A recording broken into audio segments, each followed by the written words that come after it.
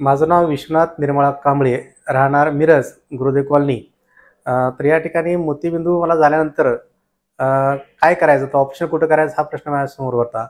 तर माझा मुलगा BMS डॉक्टर असल्यामुळं त्यानं YouTubeवर सर्च केलं, तर त्याच्यामध्ये टॉपला त्या ठिकाणी नाव सरांचं की पटवर्धन म्हणजे नंदादीप त्या ठिकाणी 1 नंबरला आहे आणि पप्पा तुम्ही तिथं ऑपरेशन करा.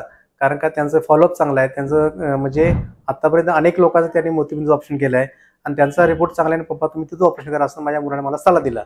मग तो सल्ला दिल्यानंतर मी हॉस्पिटलमध्ये आलो. हॉस्पिटलमध्ये आल्यानंतर त्या ठिकाणी जो स्टाफ होता, म्हणजे मी प्रवेश केल्यापासून म्हणजे माझं त्या ठिकाणी नाव नोंदवून घेण्यापेक्षा त्या प्रत्येक लोकांनी, प्रत्येक लेडीज असतील किंवा स्टाफ असतील, प्रत्येकाने त्या ठिकाणी आम्हाला कोऑपरेशन केलं आणि माझं ऑपरेशनची डेट दिल्यानंतर त्यांचा सारखा फॉलोअप असायचा, की सर तुमची डेट त्या ठिकाणी तुमची डेट अशी आहे, तुम्हाला कसं आहे, बरं आहे का, काय? मग त्यांची सारखं त्यांचं मला कोऑपरेशन असायचं. म्हणजे चौकशी केली जायची आणि त्यानंतर गेल्या वर्षी मी उजव्या डोळ्याचं केलं, आता ह्या वर्षी डाव्या डोळ्याचं केलं.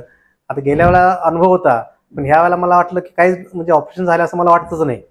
इतका त्या ठिकाणी मला रिलीफ मिळालेला आहे आणि कोणत्याही प्रकारचे पेन्स म्हणा, हे म्हणा, काही देखील आलं नाही. आणि इथून पुढे भविष्यामध्ये जर तुम्हाला कोणाला त्या ठिकाणी ऑपरेशन जर करायचं असेल, फक्त नंदादीपमध्ये जावा. कारण त्या ठिकाणी कोऑपरेशन जे आहे ते तुम्हाला भरपूर मिळेल. तिथला स्टाफ चांगला आहे. त्या डॉक्टरांचा तर हात गुण चांगला असल्यामुळं की त्या ठिकाणी सर त्या ठिकाणी 24 तास असतात हॉस्पिटलमध्ये. ते म्हणतात की सर तुम्हाला काही अडचण आली तर तुम्ही कधी पण या, आमचे डॉक्टर इथं हजर असतात आणि त्या ठिकाणी सेवा केली जाईल.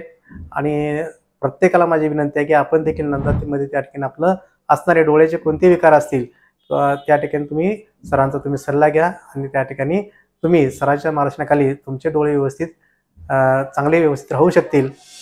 धन्यवाद.